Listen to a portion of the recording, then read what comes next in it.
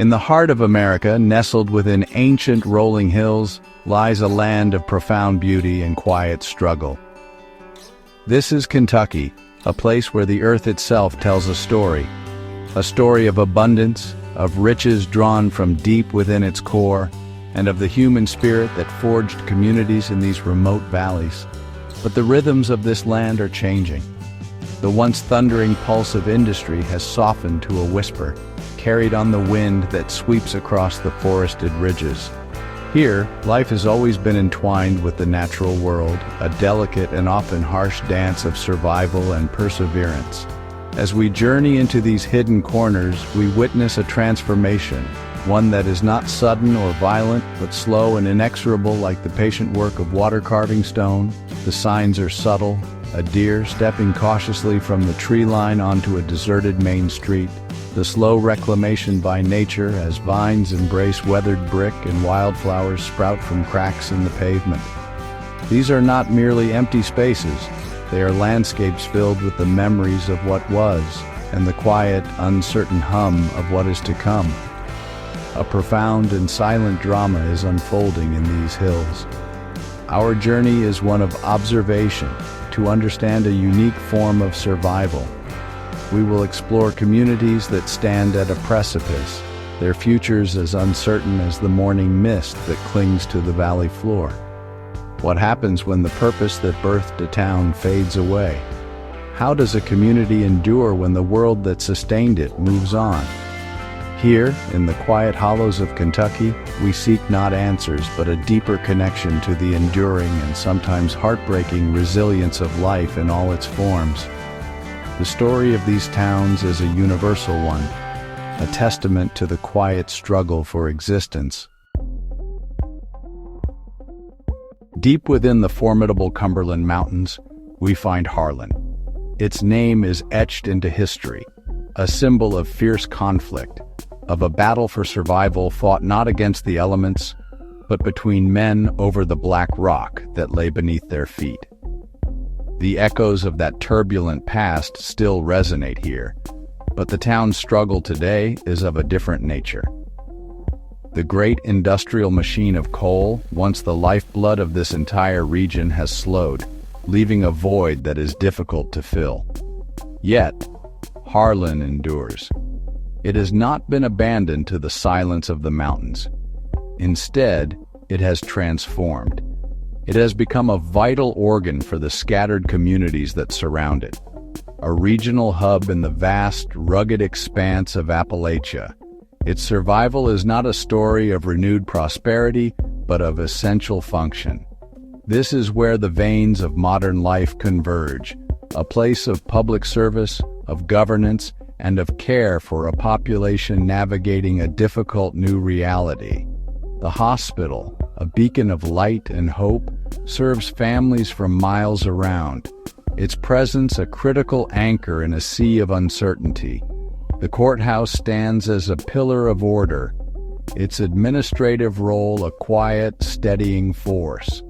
These institutions are the town's new heart, pumping life not with the wealth of coal, but with the currency of necessity. People come here not for riches, but for treatment, for justice, for the basic services that allow life to continue. But this new role is not without its burdens. The landscape of the town is marked by paradox. The grandeur of the surrounding mountains stands in stark contrast to the persistent specter of poverty. Empty storefronts whisper tales of a more prosperous time, while the high rate of property crime speaks to a quiet desperation. The challenges are immense, a constant grinding pressure that tests the spirit of the community. And yet, the spirit of Harlan does endure. It can be seen in the faces of those who remain, a quiet determination forged over generations of hardship. It is a resilience born not of wealth or ease, but of a deep-rooted connection to this place, to these mountains. Harlan survives because it must. It is a testament to the idea that a community's value is not always measured in economic output, but in the essential, life-sustaining role it plays for its people. We travel north, following the winding course of the Kentucky River to a place where the landscape softens. Here, nestled in a crook of the river, lies Beattyville. The town is quiet, its pace dictated by the gentle flow of the water that skirts its edge. There is no echo of industrial clamor here, only the murmur of a community holding on, its existence a study in quiet resilience against the slow tides of economic change. Like Harlan, Beattyville's persistence is tied to its function. As a county seat, it holds an administrative importance that anchors it in place. The courthouse, a modest but proud structure, is the town's nucleus. It is here that the official rhythms of life are marked. Deeds are recorded, disputes are settled, and the machinery of local government turns slowly but surely. This civic role provides a crucial, if slender, lifeline. The town's economic pulse is faint. Decades of decline have left their mark, and poverty remains a persistent shadow. Yet, there is another current that brings a subtle vitality to this place. Beattyville is a gateway, a launching point for those seeking the wild beauty of the nearby Red River Gorge. This geological marvel, with its sandstone arches and dramatic cliffs, draws a gentle stream of visitors, adventurers, and nature lovers who pass through the town. This flow of outsiders, though not a deluge, provides a small but significant economic ripple. A few shops cater to their needs, a restaurant finds patrons, a gas station fuels their journey. It is not a boom, but a breath. It is a connection to the outside world, a reminder that even in its isolation, Beattyville is part of a larger tapestry. The presence of these visitors brings a different kind of life to the streets, a transient energy that mingles with the deep-rooted stillness of the town. But this gentle current of tourism is not a guarantee for the future. It is a fragile dependency, subject to the whims of seasons and economies far beyond these hills. The town remains in a delicate balance, suspended between its administrative necessity and its reliance on the allure of the wilderness. Beattyville's story is one of quiet endurance, a community sustained by the slow, steady drip of purpose, its future as uncertain and as fluid as the river that flows beside it. Our journey takes us westward, to where two great arteries of water converge. Here, at the confluence of the Ohio and Cumberland rivers, stands Smithland. Its position is no accident. For generations, this strategic location has been its defining feature, its greatest asset, and its most formidable challenge. The town watches over the water, its history and its future inextricably linked to the powerful currents that flow past its banks. Smithland's survival, like the other towns we have visited, is anchored by its official status. As a seat of government, it possesses a stability that has outlasted economic tides. The business of the county continues here, a steady bureaucratic rhythm that ensures the town does not simply fade away. This administrative role is a rock in the shifting sands of fortune, a reason for being that transcends the boom and bust of local industry. The rivers themselves provide another layer of purpose. They are not just a scenic backdrop, they are working waterways. Barges, immense and slow-moving, glide past, carrying the commerce of the nation. This constant, silent parade is a reminder of a world of industry that exists just beyond the town's quiet streets. While Smithland may not be a bustling port, its proximity to this aquatic highway grants it a relevance, a place on the map that cannot be easily erased. However, this proximity to such powerful forces of nature has also been a source of peril. The history of Smithland is a history of floods. The rivers that give it life have, in the past, threatened to take it all away. The town has been inundated, forced to retreat, to rebuild. This legacy of survival, of staring down the raw power of nature and enduring, is woven into the fabric of the community. It has fostered a resilience that is almost elemental. Today, the flood is of a different kind. It is a slow, creeping inundation of economic stagnation. Growth has stalled. The young seek opportunities elsewhere. The struggle is no longer against the rising waters of the Ohio, but against the receding tide of relevance in a fast-changing world. Smithland's ongoing fight to remain vital mirrors its historic battles with the river, a timeless struggle of a small community holding its ground at the edge of a powerful, unpredictable force. We venture inland, into the rural heartland, to a place whose name evokes a simpler time: Flat Lick. This is not a town in the traditional sense, but a scattering of homes and lives across a quiet landscape. There is no central courthouse, no bustling river trade. Here the struggle for survival is more elemental, more personal. It is the story of a community quietly, almost imperceptibly, contracting. The defining feature of life in Flat Lick is distance. The horizon is wide, and the opportunities are far. There is little work to be found in the immediate vicinity. To earn a living, residents must travel, embarking on daily migrations to larger towns and cities, their vehicles tracing lines across the map connecting this quiet corner to the economic hubs that lie beyond. This daily exodus is a silent testament to the lack of local sustenance. The population itself is a dwindling resource. With each passing season, the number of inhabitants shrinks. Homes that once held families now stand quiet, their windows like vacant eyes looking out onto emptying fields. The young, drawn by the promise of education and careers, often leave and do not return. What remains is a community growing older, its collective memory growing longer, as its future grows more uncertain. Here, the vulnerability is palpable. There is no single industry whose collapse can be blamed for the decline. Instead, it is a slow, systemic fading, the cumulative effect of countless small changes over a great expanse of time. It is the rural reality of the modern age, where centralization and economic gravity pull life away from the peripheries, leaving them quieter and more sparse. The community persists not through any formal structure, but through the informal bonds of kinship and neighborhood. People know one another. They rely on one another. It is a survival based on shared history and mutual support. But this human infrastructure, strong as it is stretched thin. Flat Lick represents a widespread phenomenon, a quiet fading of the rural landscape, a slow-motion abandonment that leaves behind not ruins, but a profound and deepening silence.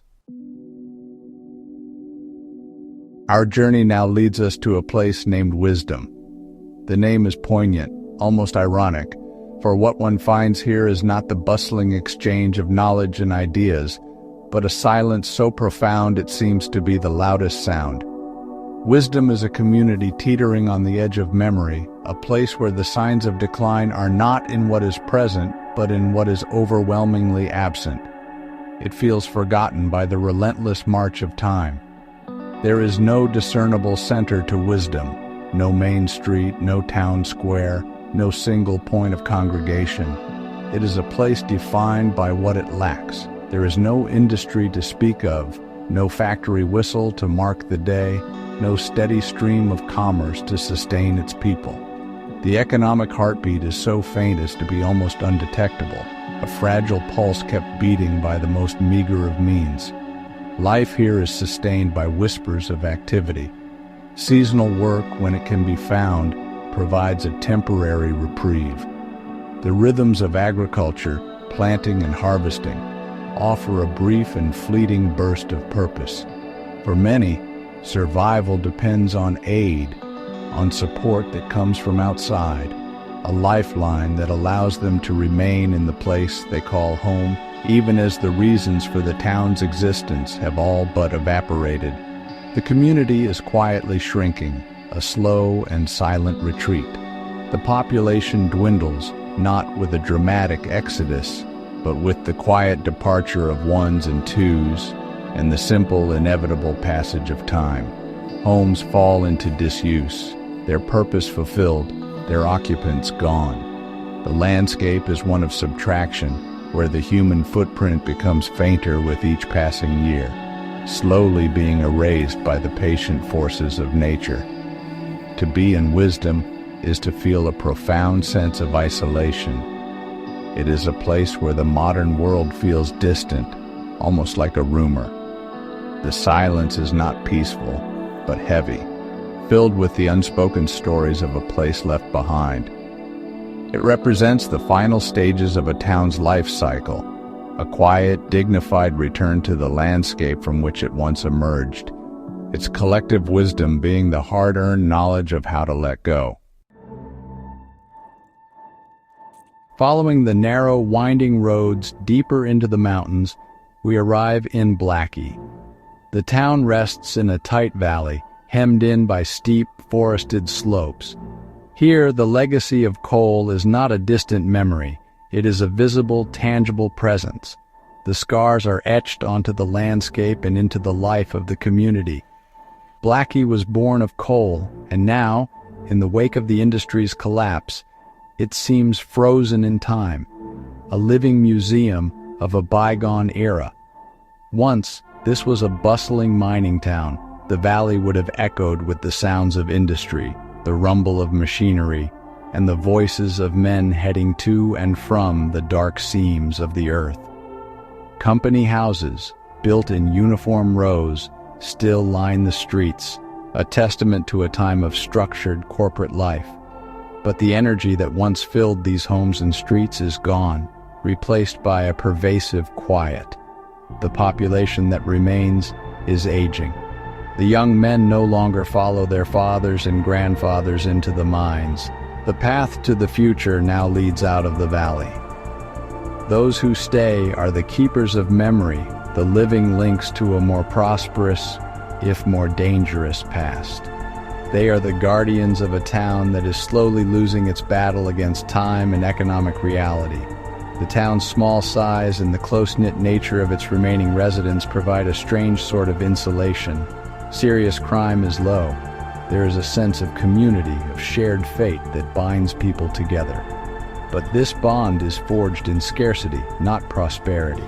Hope is a commodity in short supply, overshadowed by the stagnant economy and the lack of opportunity. The town feels stuck, unable to move forward, unable to return to the past. The physical remnants of the coal boom are everywhere. A disused railroad track, the foundations of an old tipple, the uniform architecture of the houses. They are constant, silent reminders of what has been lost. Blackie's struggle is a poignant one, a town rich in history but poor in prospects, its future as obscured as the coal seams that still lie, untouched and silent, deep within the surrounding mountains. We travel to a place that exists on the edge of definition, Noblik. It is not, strictly speaking, a town. It is an unincorporated community, a collection of dwellings without a formal center, without a clear identity. Its fragility comes not from the collapse of a single industry, but from a fundamental lack of function. It is a place that feels as if it is slowly fraying at the edges, its threads coming loose one by one. There is no courthouse here, no post office that serves as a communal hub, no single economic engine, however small. It is a place people are from, but not a place they go to. Its identity is diffuse, scattered across the rolling hills and small farms that make up the area. This lack of a central anchor makes it uniquely vulnerable to the slow erosion of time and demographic change. The population is a portrait of this erosion. It is an aging community where the number of retirees grows and the number of young families dwindles. The homes of those who have passed on or moved away often remain empty, their silent presence a constant reminder of the community's gradual contraction. With each empty house, the social fabric weakens, the distance between neighbors grows, and the sense of a collective whole diminishes. The economy is a patchwork of small-scale activities, a little farming, some residents commuting to jobs in other larger towns. There is no shared economic life, no common enterprise that binds the people of Knoblick together in a shared endeavor. Life is a series of individual efforts, a quiet, scattered struggle for sustenance in a place that offers little in the way of collective opportunity. Knoblick represents a different kind of fading. It is not the dramatic decay of a former boomtown, but the slow, almost invisible dissolution of a community that never had a strong center to begin with. It is a place becoming more of a geographic location and less of a living community. Its future is written in the increasing number of empty homes and the quiet fields that lie between them. A story of slow dispersal into the landscape. We find ourselves in a place whose name speaks of a lost promise, Sulphur Well. In another time, this name was an invitation, a destination. It drew people from far and wide who came seeking the healing properties of its mineral spring. The well was the town's reason for being, its economic heart, a source of health and prosperity. But today, the promise has faded, and the well of prosperity has run dry. The story of Sulphur Well is one of profound irony. A place once synonymous with restoration and vitality is now itself in a state of slow decline. The industry that grew up around the spring, the hotels, the bathhouses, the services for visitors, has long since vanished. The world changed, medicine advanced, and the allure of the sulfur water evaporated, leaving the town without its core purpose. What remains is a quiet, peaceful place, but its peace is the peace of stillness, of inactivity. The economy, once vibrant and focused, has been reduced to the barest of essentials. It is a community now largely reliant on the fixed incomes of retirement. The steady, predictable arrival of pension and social security checks has become the new, diminished lifeblood of the town. Beyond this, there is small-scale farming. The fertile land still yields its bounty, but it supports individual families, not a thriving communal economy. The rhythms of the town are slow, dictated by the seasons of the farm and the quiet routines of an aging population. The energy and bustle of its past as a health resort are now just stories, memories passed down through generations. Sulphur Well is a monument to the ephemeral nature of value. What was once a precious resource, the very foundation of a community, is now little more than a historical curiosity. The town's struggle is a quiet one, a gentle slide into obscurity. It is a poignant example of how a community built on a single, unique asset can be left behind when the world no longer values what it has to offer. Our final visit takes us to a place that, at first glance, seems more alive than the others. Fleming Neon. It is a town with a more substantial main street, with brick buildings that speak of a solid and prosperous past. But to look closer is to see that this appearance is deceptive. The town's heartbeat, though still detectable, is faint and growing weaker. It is a community running on the fumes of a bygone era. Like so many towns in this region, Fleming Neon was born from the coal boom. It was, in fact, two separate towns, Fleming and Neon, that grew together, their fortunes intertwined with the rich seams of coal in the surrounding mountains. This dual origin gave it a size and substance that many other mining camps lacked. For a time, it was a thriving center of commerce and community life. But the collapse of coal hit this town with particular force.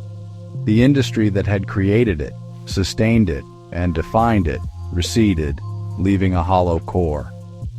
Though the shell of the town remains, much of its substance has been scooped out.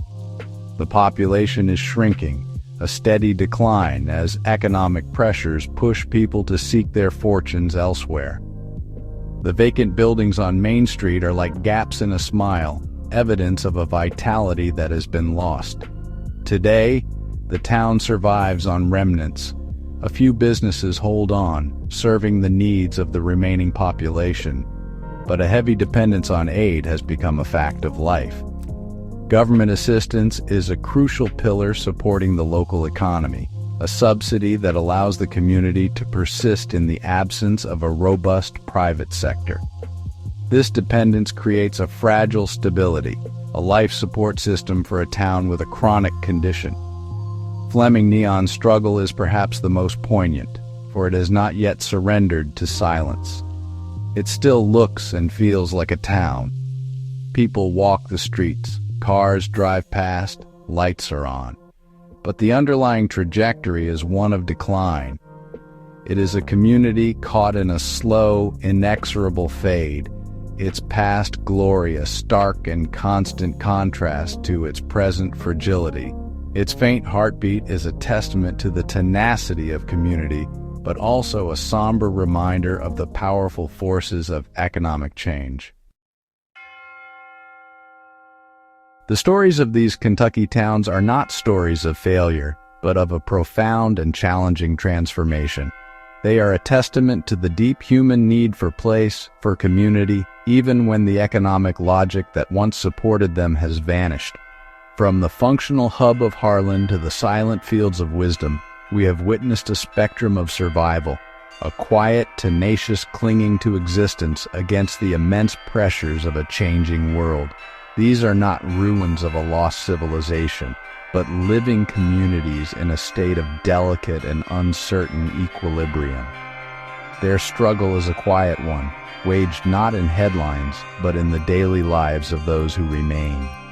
It is in the long commute to a distant job, in the reliance on a government check, in the simple act of maintaining a home and tending a garden in a place that the wider world has largely forgotten. The spirit of these towns endures in the bonds of family and neighborhood, in the shared memories of a more prosperous past, and in the stubborn hope for an unknown future. The landscape itself, with its timeless beauty, seems to hold them in a patient embrace. What will become of these echoes in the valleys? Their future is unwritten. Some may fade completely, their names becoming mere geographic markers on a map, their structures slowly reclaimed by the forests. Others may find a new purpose, a new reason for being in a world we cannot yet imagine. Their fate is a quiet but powerful question posed to the American landscape. As we leave these hills, we carry with us not a sense of finality, but a deep reverence for the enduring and often heartbreaking beauty of the struggle for life itself.